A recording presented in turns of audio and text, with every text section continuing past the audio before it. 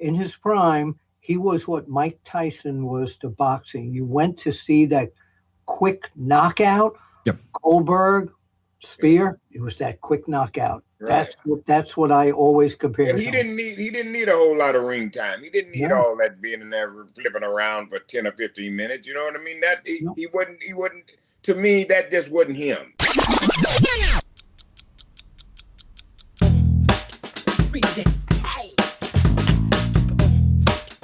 All right, guys. AEW owner Tony Khan says he has had great conversations with Bill Goldberg, saying, quote, "I've had nice talks with Bill about doing things with AEW, and that's probably all I can say," end quote. So there's a little bit of a tease there. Will Bill Goldberg show up in AEW? Bill? I don't think so. I'd like to see him there in, I mean, the talk was that he was going to do a retirement tour, and he was going to do it probably on his own as an independent promotion. Yeah. But I think to show his face on AEW, to get him out there again, would be sensational.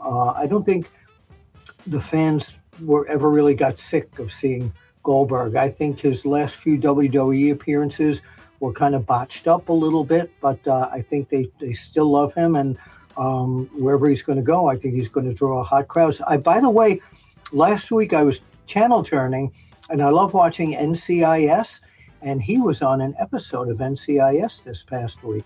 Wow, I didn't even know he was on the show. Oh, he was great. Absolutely terrific. Yeah. Teddy, what do you think about the possibilities of seeing him move over to AEW?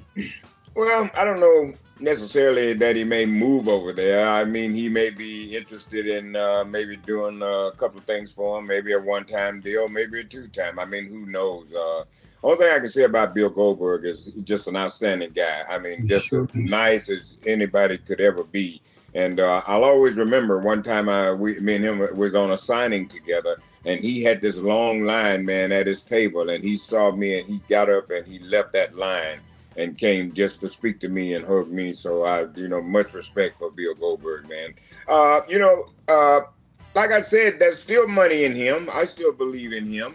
It's just that what are you going to do with him? If you're going to use him right, then you'll get the money out of him. And Bill is a guy that's been around this business a long time. He listened. He learned a lot from Bret Hart by working with him for a while. So I think, if they come up with something for Bill in AEW, I mean, I don't know what he's under contract to WWE or not, but I mean, everybody got a price, man. So I think if they offer Bill the right money, he may make an appearance. I mean, what does he got to lose? Why not? One of the nicest things I've ever seen anyone do in this business is after a show at the Nassau Coliseum in New York, there were dozens and dozens of fans waiting for him at the Marriott Hotel right across from the Coliseum. He sat there for maybe 2 to 3 hours taking pictures and signing autographs for every one of those fans till there was no one left that needed it. I actually have a memory of Bill Goldberg a little bit outside of wrestling. It was just before he got into WCW and became a huge star. I was working locally in radio, and we had a tug-of-war competition against another team, and one of my team members happened to be Bill Goldberg. Needless to say, we won. But, so I go back. I know Bill, and I know some of his buddies from around the Georgia area. Bill has always been, like you say, he's always super nice. You guys have the same hairline as he does. Well, we do, yeah. So does Teddy. Right? Yeah, no, I don't. Yeah. No, I don't. I remember when he first started in WCW, night one. I was backstage, and he's sitting on one of the crates that the equipment is stored in. Mm-hmm. I went over to him. I said, "How you doing? I'm Bill Apter from Pro Wrestling Illustrated." "Oh, nice to meet you." I said, "What's your name?" He says, "Bill Goldberg." I said, "What are they going to call you?" He says, "Goldberg." I said, "Okay." Didn't think it would get anywhere. and look what happened. And I think one of the reasons why he was so successful, people give him a hard time about his limited wrestling skills in the ring. Here's the thing about Goldberg. They didn't overexpose him. They made him something as people wanted to see him. And that, to me, is what's missing in a lot of wrestling today, is that they overexpose too many people too quick, and you get tired of seeing them, and you're ready to move on to something else. Right. Well, that's like I said, the same thing we was discussing last week. About the Brandon Rhodes situation. It's how you use people. You know what I mean? Right. And like you said, they didn't burn him out. You know what I mean? They didn't have more people didn't were tired of him. And like I said, I'll tell you another good story about him too. He was real concerned about his work. He took his work real serious. And you guys may remember this. They had the deal where he's finna get in the limo, and the limo was locked. He couldn't get in it. Yeah. And it's live TV, and he just took his fist and bust the window right out of it. Yep, and messed himself up pretty bad in the process too. I think it actually put him on the shelf for quite some time after that. Yeah, but the guy know we're live. There's now some guy that locks. You know what I mean? So what do you do? So he. But I got to tell you though, even though that happened, it made that angle so good because he kept going on. He didn't pause. He knew he was messed up, and he used that blood on his arm to accentuate what was happening, not to the gory part, but enough to make you go, "Oh, damn!"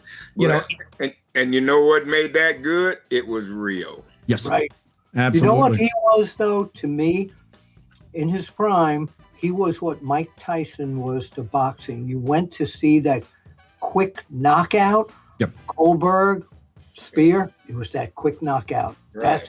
That's what I always compared. And he didn't need a whole lot of ring time. He didn't need all that being in there flipping around for 10 or 15 minutes. You know what I mean? He wasn't. To me, that just wasn't him. You know what I mean? Quick and easy. Get in and out. Yeah, the longer the match went for Goldberg, the less entertaining I think he became.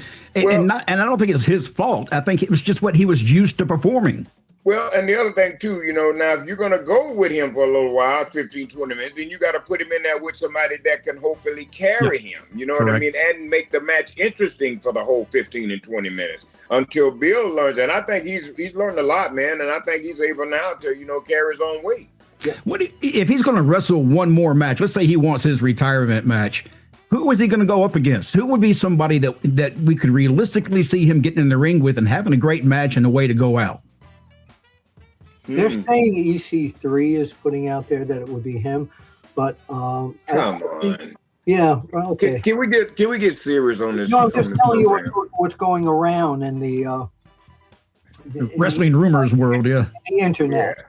Yeah. Okay. Who would you put him with, Teddy? Well, I was just thinking, the person that I'd like to put him with is the person that really helped him along the way. But I don't know whether Bret wants to get back in the ring. But I'd like to, for him and Bret Hart to have that final thing. I think that would be it because Bret is the guy that would, could hang where he could hang with Bret. Bret would make him look like $1 million. Doesn't Bret kind of point to Goldberg for ending his career? Yeah. That's what makes it even better.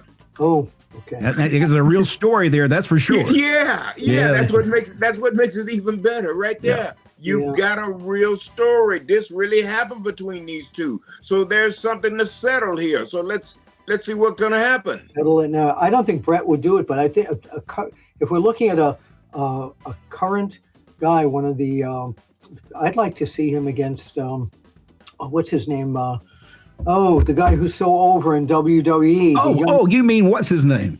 Yeah. Him. I think he'd be great. LA Knight. LA Knight. I still say that LA Knight is going to be by the end of this year, going into WrestleMania, is going to be one of the biggest names we'll be talking about. Oh, I agree. Yeah, I like LA. I like him. He's certainly come a long way in a short time, man. He's improved. Yes, he has. And you can look at him. He takes his work serious too. Oh yeah. And the fans have really. Even when he's in the ring as a quote-unquote rule breaker, the fans are supporting him. They're supporting him because they believe in the guy that's playing that role. And when you get them like that, that's the best way to get a fan, when they just love you for you. Yeah. We don't care how bad you are. You're what we want. That's it. It's respect. Mac, who would you pick for him to go against for Goldberg in a final match tour? I really don't know, Bill. I've tried to think of that because Bill can still go pretty good. He's still a big jacked fella. And you got to be careful about who you put him in there with, because you don't want to put somebody in there who may look out of shape, too old, or too young and doesn't belong. So it really makes it hard to pick someone in that situation, at least for me. Maybe you fans can leave your comments below. Who do you think Goldberg should face in a retirement match? I'd love to know that, as a matter of fact, because I really can't think of anybody off the top of my head that would just right away. Now, the storyline with Bret, that's a good storyline. I actually like that. I just wonder if Bret can still go in the ring. I haven't seen him in a while, so I don't know if he can still do that or not. But hey, look, he can always do it one more time. I have, but I don't think I don't think Bret's going to go one more time. Yeah. Well, and that's what I was saying. I don't know whether Bret even wants to do that, but to me, that would be, the dream match. Yeah, and I agree with that. Yep.